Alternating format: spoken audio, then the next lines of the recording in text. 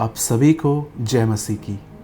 खुदावन यसु के पाक और ज़िंदा नाम में मैं आप सभी को सलाम कहता हूँ।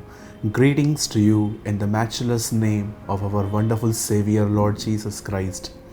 मेरे भाइयों, मेरी बहनों, आज मैं इस क्वेश्चन नंबर 45, सवाल नंबर 45 में मैं आप सभी का स्वागत करता हूँ, वेलकम करता हूँ। मैं बड़ा ही हैरान हूँ उस रिस्पॉन्स को देखकर जो आपने ये वीक में दिया था। बहुत सारे लोगों ने आंसर्स किए हैं जो मैंने लास्ट टाइम क्वेश्चन किया था अबाउट योना के लिए। और इससे पहले कि मैं आपके सामने एक नया सवाल लेकर आऊँ, उससे पहले मैं आपको 44 का आंसर देना चाहता हूँ। आप जानते होंगे कि लास्ट टाइम हमने एक सवाल पूछा था आपसे कि योना नबी को जब परमेश्वर ने कहा कि तू नीनवे जा और वहाँ के लोगों को प्रचार कर कि वे अपने आप को मेरी तरफ फेरें, पश्चाताप करें, मन फिराएं, तब आप जानते हैं कि वो वहाँ न जाकर इस एक और ही डायरेक्शन में चला गया जिसे तरशीश कहा गया है। तरशीश उन दिनों का एक पिकनिक स्पॉट था, जैसे कि आज भी बहुत सारे लोग ऊटी और शिमला ऐसी जगहों पर जहाँ पर बहुत ठंडी होती है वहाँ पर घूमने जाते हैं। वैसे ही उन दिनों में तरशीश जो था एक पिकनिक स्पॉट था।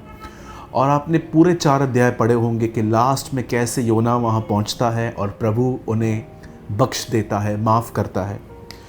जो सवाल था वो ये था कि क्यों वो वहाँ नहीं जाना चाहता था, क्योंकि योना परमेश्वर के स्वभाव को जानता था। वो जानता था कि परमेश्वर अनुग्रहकारी है, दयालु है और वो नाश करने से कभी खुश नहीं होता। मैं आप में से हर एक को कहना चाहता हूँ, वह परमेश्वर के स्वभाव को जानता था, इसीलिए उसने ये कहा कि मैं जानता हूँ कि तू अनुग्रहकारी और दयालु परमेश्वर है। और मैं आप में से हर एक को कहना चाहता हूँ, जैसे उन दिनों में परमेश्वर की मर्ज़ी थी कि वो नीनवे को बचाए, वैसे ही आज प्रभु की मर्ज़ी है कि वो हमारे परिवारों का उद्धार करे। ये उसकी इच्छा है। और कभी भी आप अपने मन में ये विचार मत लाना कि प्रभु नहीं चाहता कि आपका परिवार न बचे। वो चाहता है और वो बचाएगा। ये उसका वादा भी है प्रेरितों के काम 16:31 में कि यदि हम विश्वास करें तो हमारा घराना उद्धार पाएगा। सो मेरे भाइयों, मेरी बहनों, परमेश्वर के स्वभाव को वो जानता था, इसीलिए वो वहाँ पर नहीं गया। अब आइए, मैं आपके सामने आज क्वेश्चन 45 रख रहा हूँ। बहुत ही ज़्यादा इंटरेस्टिंग है और मेरी आपसे विनती है, आप में से जितने भी लोग देख रहे हैं, हर व्यक्ति आंसर करे इसे पढ़ के। भले ही ज़्यादा से ज़्यादा क्या होगा कि आप थोड़ा अनबिब्लिकल वे में, लेकिन हम स्टार्ट तो करेंगे, कम से कम हम सीखेंगे। मैं आपसे विनती करता हूँ, आप इसे पढ़ें और उसके बाद इसका आंसर करें। क्वेश्चन रखने से पहले मैं कुछ चीज़ें हमेशा की तरह दोहराऊँगा। आपको ये इस क्वेश्चन का आंसर लास्ट ट्यूसडे तक देना है। बस आप वेडनेसडे को न भेजें, हम आपको उत्तर नहीं दे पाएंगे। ट्यूसडे नाइट तक आप अपने उत्तर हमें भेज सकते हैं। अगर आप पहली बार भेज रहे हैं तो आपको नाम और शहर ज़रूर लिखना है और आपको आंसर वॉइस मेल में, वॉइस नोट में नहीं भेजना। और जिस नंबर पे आपको आंसर भेजना है वो ये नंबर है। हमारी मिनिस्ट्री में काफ़ी नंबर्स हैं, उसका एक कारण ये है कि फ़ोन इतना डाटा नहीं संभाल सकता, फ़ोन हैंग्स होने लग जाते हैं, इसीलिए हमें ज़्यादा नंबर रखने पड़ रहे हैं ताकि हम हर एक का डाटा सेफ़ हो हमारे पास और सेव्ड हो। और अब आइए, मैं आपके सामने क्वेश्चन 45 रख रहा हूँ। पहले होमवर्क ले लीजिए। आपका होमवर्क है प्रेरितों के काम 9 अध्याय, acts of the apostles chapter 9, अमाल की किताब और उसका 9वां बाब, 1 से लेकर 18 तक।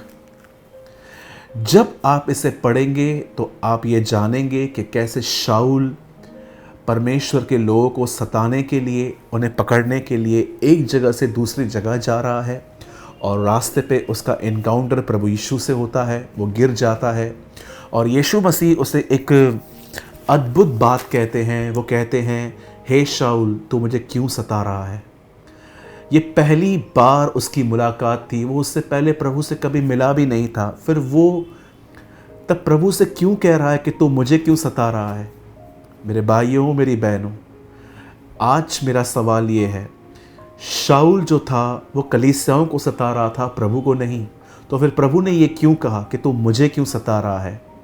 सताया किसी और को जा रहा था, लेकिन यीशु कहता है तू मुझे सता रहा है। आपको इसका आंसर ढूंढना है कि कलीसिया को शाऊल जो था वो कलीसिया को सता रहा था, फिर प्रभु ने ऐसा क्यों कहा कि तू मुझे क्यों सता रहा है? और आपको आंसर ट्यूसडे नाइट तक आपको देने हैं। और एक और चीज़ मैं आपको बताना चाहता हूँ, अब हम एक नए पड़ाव में आ गए हैं। मैंने लगभग 40 से 42 सवाल जो थे वो सब मैंने बेसिक पूछे थे, लेकिन अब बेसिक नहीं होंगे, अब बहुत ही इंटरेस्टिंग होंगे। आपका होमवर्क भी बढ़ेगा और मैं आप सबसे विनती करता हूँ कि आप सब इसमें पार्टिसिपेट करें। हम प्रभु को सारी महिमा देते हैं। जय मसीह की।